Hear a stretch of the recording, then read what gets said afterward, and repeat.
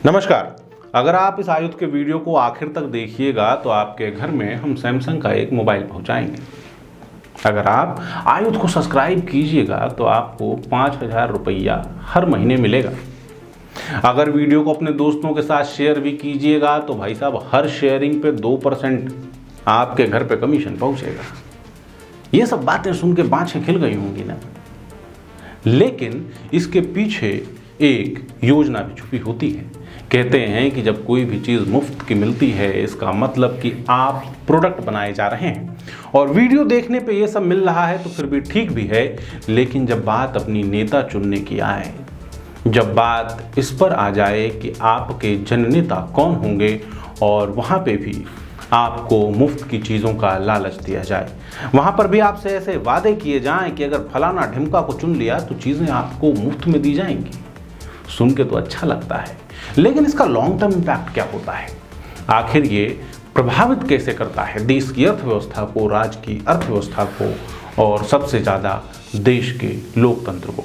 नमस्कार, मैं सौरभ कुमार, आप देख रहे हैं आयुध, और हमारे आज के इस वीडियो में इसी बारे में बात करेंगे फ्री की राजनीति के ऊपर, बात करेंगे मुफ्त में बांटी जाने वाली रेवड़ियों के ऊपर।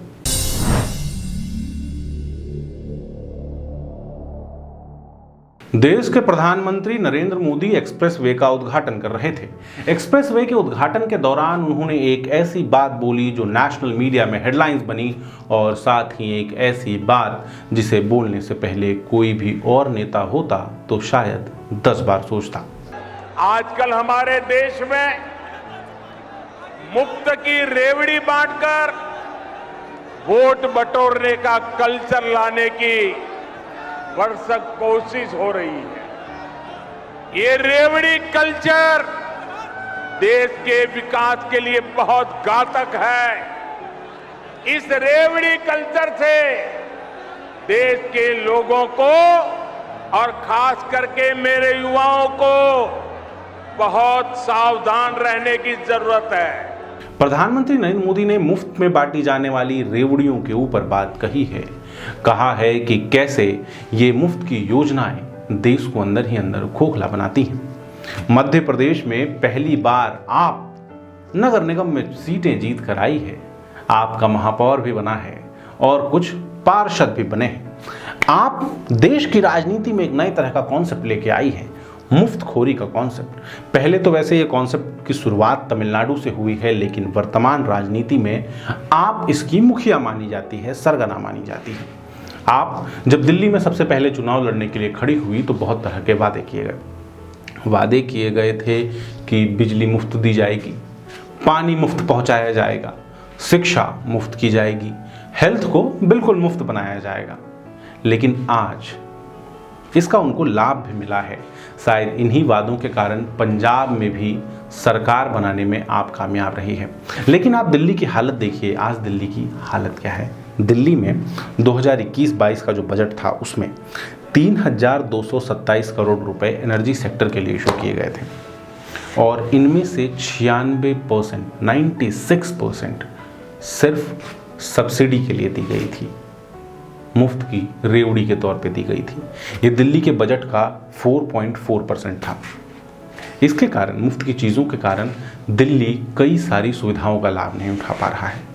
कई साल बीत गए, दिल्ली में पब्लिक ट्रांसपोर्ट के लिए कोई नई बस नहीं आई है। दिल्ली में एमसीडी हो या अन्य विभाग हो, उनके पास बजट की कमी है।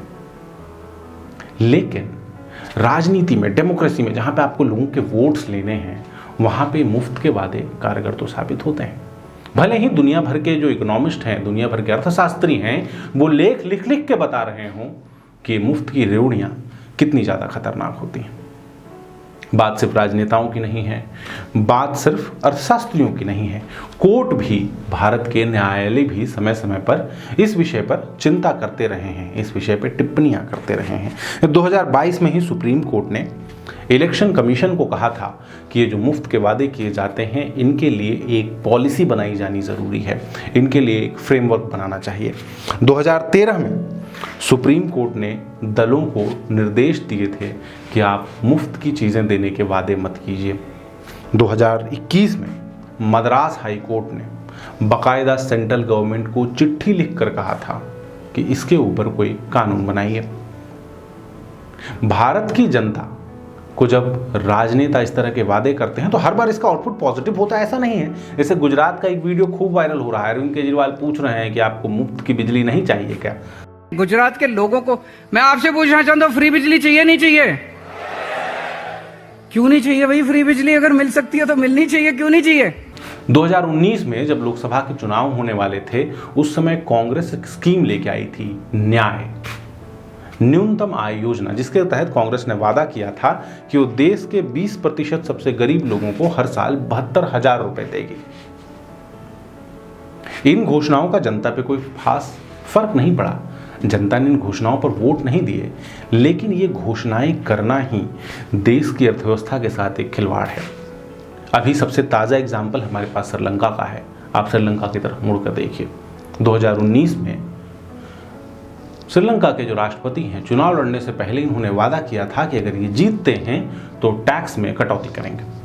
2019 में टैक्स में भारी कटौती भी की गई, लेकिन उसका परिणाम क्या निकला? उसका परिणाम कि आज श्रीलंका सड़क पर है। भारत में इकोनॉमिस्ट ये कहते हैं अपने लेखों में कि जब तक सरकार उनका बोझ उठाने में सक्षम है सब्सिडीज का, तब तक इनको दिया जाना ठीक भी है, लेकिन जब राज्य के ऊपर कर्ज हो, ऐसे में इस तरह के वादे करना बेवकूफ़ी भरे हो सकते हैं। मध्य प्रदेश में भी देखिए, मध्य प्रदेश के पिछले विधानसभा चुनाव में कांग्रेस ये वादा लेकर के आई थी कि किसानों के कर्ज माफ़ करेगी जीतने पर। जीतने के बाद वो किसानों के कर्ज तो माफ़ नहीं कर पाई, लेकिन राज्य का कर्ज और जरूर बढ़ गया। राजनीति में जब भी आप मुफ्त के वादों के ऊपर वोट देते हैं, तब आप अन्य महत्वपूर्ण मुद्दों के साथ समझौता कर रहे होते हैं। जब आप वोट इसलिए देते हैं कि आपको मुफ्त में टीवी, स्कूटी, मोबाइल फ़ोन मिलेंगे, आपके घर में बिजली का बिल नहीं देना पड़ेगा, तब आप राष्ट्रीय सुरक्षा, अर्थव्यवस्था, पर्यावरण, इस तरह के मुद्दों को अनदेखा कर रहे होते हैं। आप खुद सोचिए कि ये मुफ्त की राजनीति कितनी अच्छी है, और इसका फैसला आपको लेना पड़ेगा। क्योंकि मुफ्त की राजनीति में क्या है कि एक राज्य जब कुछ शुरू कर देता है तो बाकी राज्य उसको फॉलो करने के लिए अपने आप आगे बढ़ जाते हैं। पॉपुलिस्ट डेमोक्रेसी है। इसी डेमोक्रेसी की बात करते हुए सुकरात कहते हैं कि डेमोक्रेसी का अंत अगर होगा तो ऐसे ही होगा। आप लोकतंत्र को बेहतर बनाने के लिए निर्णय लेना पड़ेगा, और ये निर्णय आप लेंगे। निर्णय लेंगे कि आप मुफ्त के वादों के पीछे वोट नहीं देंगे। आप वोट देंगे तो विकास के वादे पर, आप वोट देंगे तो उम्मीदवार का चरित्र देखकर, उसका काम देखकर। अगर आपको हमारा ये वीडियो अच्छा लगा तो हमारे चैनल को सब्सक्राइब कीजिए। साथ ही आप हमें फेसबुक, ट्विटर, इंस्टाग्राम पर भी लाइक कर सकते हैं। आपका बहुत बहुत धन्यवाद।